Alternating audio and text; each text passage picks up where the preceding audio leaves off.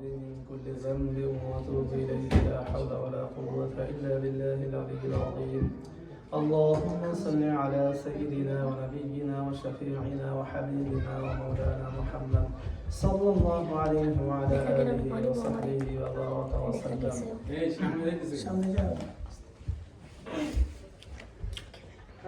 أما بعد فأعوذ بالله من الشيطان الرجيم. بسم الله الرحمن الرحيم.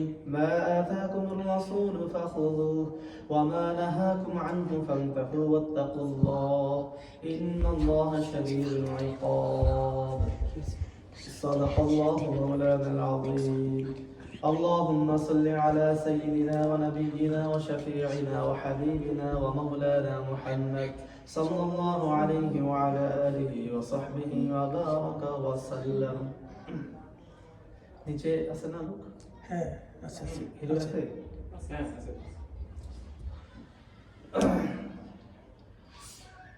আলহামদুলিল্লাহ, সকল প্রশংসা আল্লাহ পাক রব্বুল আলামিনের জন্য জ্ঞাপন করছি, যিনি আমাদেরকে আল্লাহ পাক রব্বুল আলামিন পবিত্র এশার নামাজ জামাতের সাথে আদায় করার পর আল্লাহ পাক রব্বুল আলামিনের ঘরে বসে আল্লাহ তাআলার হাবিব আল্লাহ তাআলার রাসূল হযরত মুহাম্মদ রাসূলুল্লাহ সাল্লাল্লাহু আলাইহি ওয়াসাল্লামের ঘরে বসে নামাজের পর হাবিবের সিরাত মাহফিল, আল্লাহর হাবিব মুহাম্মদ রাসূলুল্লাহ সাল্লাল্লাহু আলাইহি ওয়াসাল্লামের জীবন বৃত্তান্ত শোনার তৌফিক দান করেছেন। আমরা ধারাবাহিক জীবন বৃত্তান্ত নবীজির সিরাত মাহফিল আমরা হযরত নবী করিম সাল্লাল্লাহু আলাইহি ওয়াসাল্লামের জন্মদিন পর্যন্ত কিভাবে জন্ম হয়েছেন সে পর্যন্ত আমরা আলোচনা করেছি গত সপ্তাহে। আজকে ইনশাআল্লাহ হযরত নবী করিম সাল্লাল্লাহু আলাইহি ওয়াসাল্লামকে কে দুধ পান করিয়েছিলেন এ ব্যাপারে আজকে ইনশাআল্লাহ আমরা আলোচনা করব। জি, তো আমাদের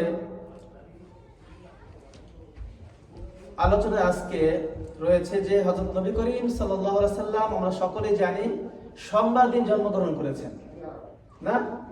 সোমবার দিন জন্মগ্রহণ করেছেন নবীজি সাল্লাল্লাহু আলাইহি ওয়াসাল্লাম। তো এখন এই সোমবার দিন জন্মগ্রহণ করেছেন এবং সোমবার দিন অনেক কিছু ঘটেছে, না? নবীজি করেছেন হিজরত করেছেন সোমবার দিন, তিনি মৃত্যুবরণ করেছেন সোমবার দিন, এটা আমরা আলোচনা করেছি আলহামদুলিল্লাহ। তো আজকে ইনশাআল্লাহ আমরা কে দুধ পান করেছিলেন সে ব্যাপারে আলোচনা করব। তো হযরত নবী করিম সাল্লাল্লাহু আলাইহি ওয়াসাল্লাম এর জন্মের পর তার মা আমিনা তাকে দুধ পান করান, তার মা আমিনা তাকে দুধ পান করান সর্বপ্রথম। তো হযরত আমিনার পর আমিনা দুধ পান করার পর আবু লাহাব এর দাসী ছিল একজন, আবু লাহাবের দাসী, হ্যাঁ সুয়াইদ, তার নাম আবু লাহাবের দাসী সুয়াইদ, হ্যাঁ সে তাকে দুধ পান করান। আবু লাহাবের দাসী সুয়াইদ তাকে দুধ পান করান। আবু লাহাবের দাসী সুয়াইবের নামটা কিন্তু বিভিন্ন ইয়েতে নাই, আমাদের মতে নাই।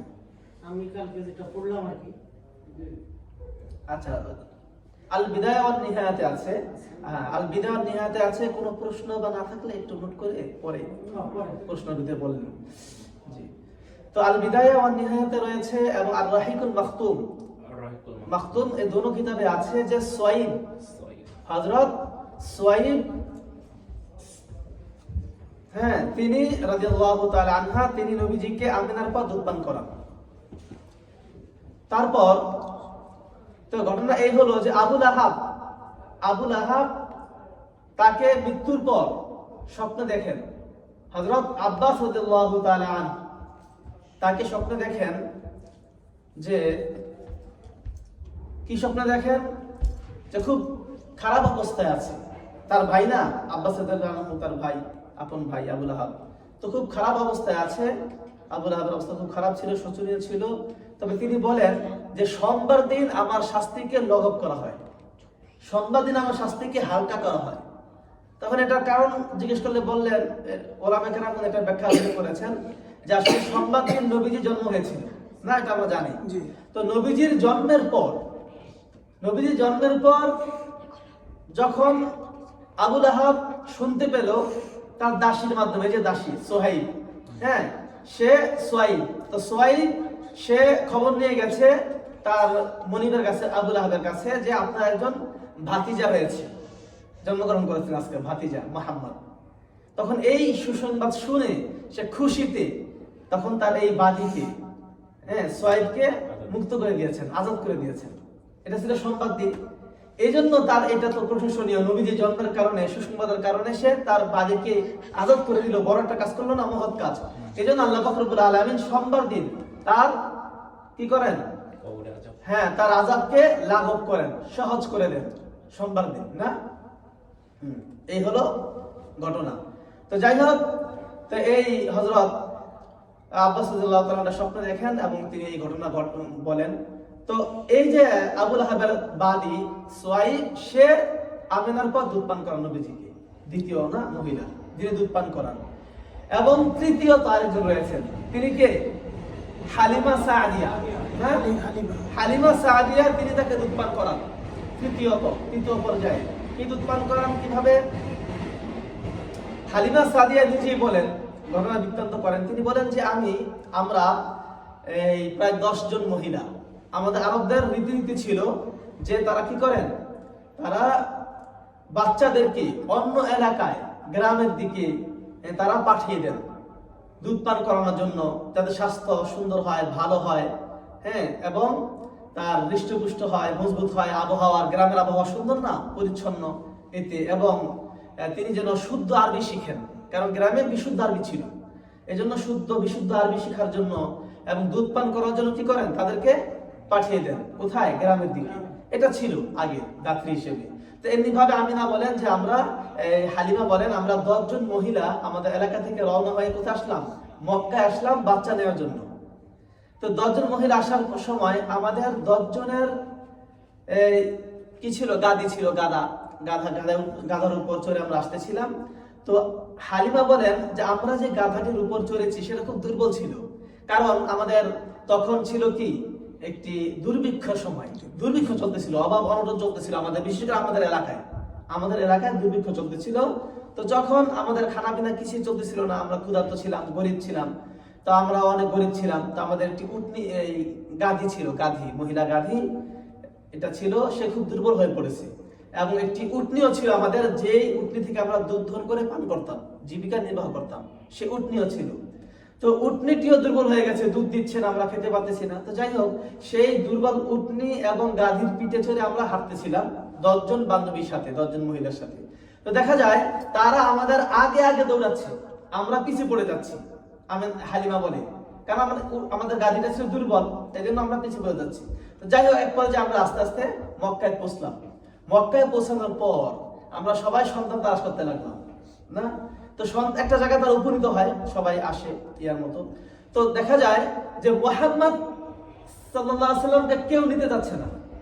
কারণ কি? কারণ সে এতিম ছিল, তার বাপ তো আব্দুল্লাহ মারা গেছে তার পেটের ভিতরে থাকা অবস্থায়, 6 মাস বয়স। তো এতিম ছিলেন তিনি। এই জন্য যখনই শোনে এই বাচ্চাটা এতিম, তখন আর কেউ নেয় না। এই বলেন যে আমিও নিচ্ছিলাম না। হালিমা বলে যে আমাদের মধ্যে 10 জন ছিল, এরাও তো নেয়নি, আমিও মুহাম্মদকে নেওয়ার জন্য আগ্রহী ছিলাম না। যে আর এতিম বাচ্চা, আমাদেরকে বাচ্চা দিলে বাচ্চার বাবা আমাদের একটু হাদিয়া টেদিয়া দিবে না, বকশিস দিবে, খাবার টাবার বাড়ায় দিবে, যে আমার সন্তানদেরকে ভালো করে যেন দেখো। এর বাপই নাই, তাহলে আর মা আমাদের কি দিবে? আবার গরিব সন্তান, আমরা নিচ্ছিলাম না। দেখা যায় অন্যান্য মহিলারা বাকি সবাই সন্তান পেয়ে গেছে, ভালো ভালো সন্তান তারা পেয়ে গেছে, বাচ্চা পেয়ে গেছে দুধ পান করানোর জন্য। কিন্তু আমিও গরিব ছিলাম, এজন্য আমিও দেখা যায় আমাকেও গরিব দেখে অন্য কেউ বাচ্চা দিচ্ছিল না, বাচ্চা দিতেছে না আমাকে। তখন আমরা কি করবো? অবশেষে না পেয়ে, যেহেতু কোনো বাচ্চা পাইনি, এই জন্য আমরা মুহাম্মদকে নেওয়ার জন্য আগ্রহী হলাম, যে ঠিক আছে চলো আমরা মুহাম্মদকে নিয়ে নিই, কারণ বাচ্চা না নিয়ে ফিরে যাবো এটা আমার জন্য লজ্জাজনক, এত কষ্ট করে এসেছি। তখন স্বামীকে বলল যে চলো, স্বামী হচ্ছে হারেস, স্বামীর নাম হারেস ইবনে উজ্জা। তার স্বামীকে বলল যে হারেস চলো আমরা এই শিশুটিকে নিয়ে নিই। তখন বললো যে ঠিক আছে চলো আমরা একে নিয়ে নিই। তখন তিনি তাকে নিয়ে নিলেন না, হারেসকে নিয়ে নিলেন তারা। তো নেওয়ার পর তখন হালিমা বলেন যে বাচ্চাটিকে নেওয়ার পর সাথে সাথেই দেখা যায় বাচ্চাদের যখন কোলে নিলাম, সাথে সাথে আমার স্তনে দুধ এসে গেল। সুবহানাল্লাহ, সাথে সাথে দেরি নেই। মুহাম্মদকে যখন আমি কোলে নিলাম, সাথে সাথে আমার স্তন দুধ ভরে গেল।